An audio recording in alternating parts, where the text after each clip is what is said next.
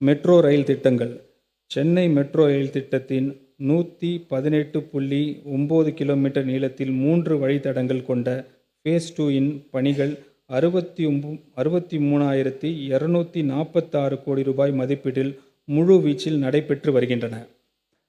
பூந்தமல்லி புறவழிச்சாலை முதல் போரூர் சந்திப்பு வரையிலான தடத்தை ஏற்கனவே உள்ள வடபழனி மெட்ரோ நிலையத்துடன் இணைக்கப்படும் வகையில் 14.64 கிலோமீட்டர் நீளத்தில் 11 மெட்ரோ ரயில் நிலையங்களை கொண்ட ஃபேஸ் 2 இன் முதல் பகுதி விரைவில் பொதுமக்களின் பயன்பாட்டிற்காக திறந்து வைக்கப்பட உள்ளது. மாநில அரசின் பரிந்துரை செய்யப்பட்ட பின்வரும் மெட்ரோ ரயில் திட்டங்கள் இந்திய அரசின் தீவிர பரிசீலனையின் கீழ் உள்ளன. சென்னை விமான நிலையம் முதல் கிளம்பாக்கம் வரை, ஆவடி வழியாக கோயம்பேடு முதல் பட்டாபிராம் வரை, ஸ்ரீபெரும்புத்தூர் வழியாக பூந்தமல்லி முதல் சுங்காச்சத்திரம் வரை. மேலே குறிப்பிட்டுள்ள கூடுதல் மெட்ரோ ரயில் திட்டங்களை இந்திய அரசு ஸ்பீடி அப்ரூவல் வழங்குவதற்கான தேவையை அனைத்து நடவடிக்கையும் துறையால் மேற்கொள்ளப்பட்டு வருகிறது. மேலும் கிருஷ்ணகிரி மாவட்டம் ஓசூரிலிருந்து கர்நாடகா மாநிலம் பொம்மச்சந்திரா வரையிலான மெட்ரோ ரயில் திட்டத்தை செயல்படுத்துவதற்காக ஒன்றிய அரசு மற்றும் கர்நாடக அரசு ஆகிய 2 அரசுகளுடன் இணைந்து தமிழ்நாடு அரசு முன்னெடுத்து வருகிறது. நீர்வளம். மாநிலங்களுக்கு இடையிலான நதிநீர் பங்கீட்டில் தமிழ்நாட்டிற்கு உரிய நியாயமான பங்களிப்பையும் நலனையும் மற்றும் உரிமைகளையும் நமது அரசு தொடர்ந்து பாதுகாக்கும். ஏற்கனவே உள்ள ஒப்பந்தங்கள், தீர்ப்பாயத்தின் தீர்ப்புகள் மற்றும் நீதிமன்ற உத்தரவுகளின்படி காவிரி நீர் உரிய நேரத்தில் திறந்துவிடப்படுவதையும் தமிழ்நாடு அரசு உறுதி செய்யும். மேகதாது திட்டம் போன்ற மாநிலத்தின் உரிமைகளை பாதிக்கக்கூடிய திட்டங்களை எதிர்ப்பது உட்பட சட்ட ரீதியான, தொழில்நுட்ப மற்றும் நிர்வாக ரீதியான தொடர் முயற்சிகள் மூலம் தமிழ்நாட்டின் நீர் உரிமைகளை அரசு பாதுகாக்கும். மேலும் நீண்டகால நீர் பாதுகாப்பை வலுப்படுத்தவும், விவசாயிகளின் நலனை மேம்படுத்தவும் முல்லை பெரியார் அணையின் நீர்மட்டத்தை உயர்த்துதல், அணைமலை ஆறு மற்றும் நல்லாறு அணை திட்டங்களை செயல்படுத்துதல் மற்றும் கோதாவரி காவேரி நதிநீர் இணைப்பு திட்டத்தை வேகமாக செயல்படுத்த வலியுறுத்தல் ஆகிய நடவடிக்கைகள் அரசு மேற்கொள்ளும். முந்தைய அரசால் அறிவிக்கப்பட்ட பல்வேறு ரிவர் இணைப்பு திட்டங்கள் தாமதமாகவே செயல்படுத்தப்பட்டு வந்துள்ளன. வேளாண்மைக்கு நீர் ஆதாரம் உயிர் மூச்சாக இருக்கின்ற போதிலும் இத்திட்டங்கள் உரிய காலத்திற்குள் செயல்படுத்தாத நிலையில் அது வேளாண் உற்பத்தி திறனை பாதிக்கிறது.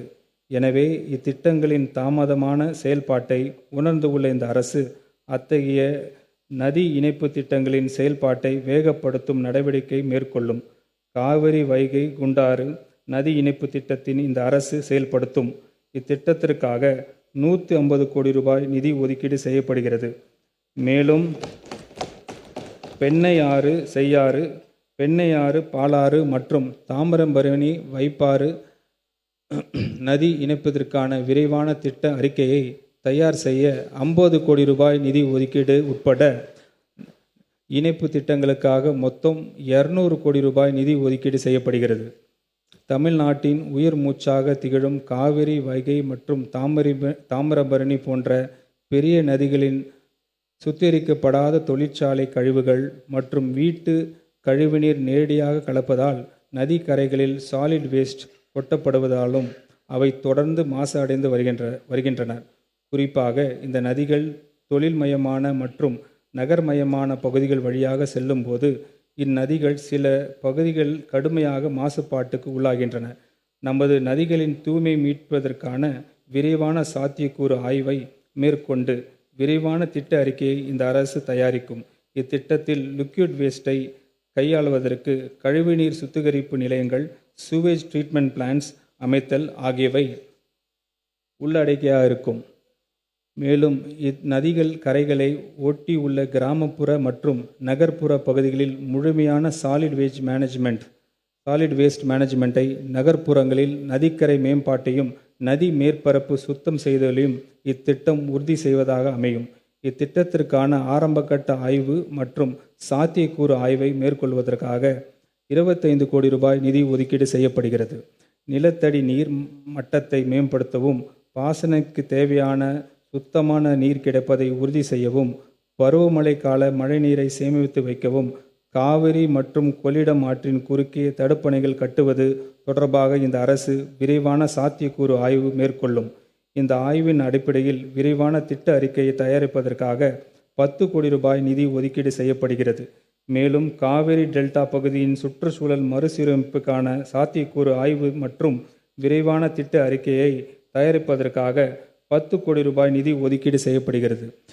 இந்த திருத்த வரவு செலவு திட்ட மதிப்பீடுகளில் நீர்வளத்துறைக்கு 9,264 கோடி ரூபாய் ஒதுக்கீடு செய்யப்படுகிறது.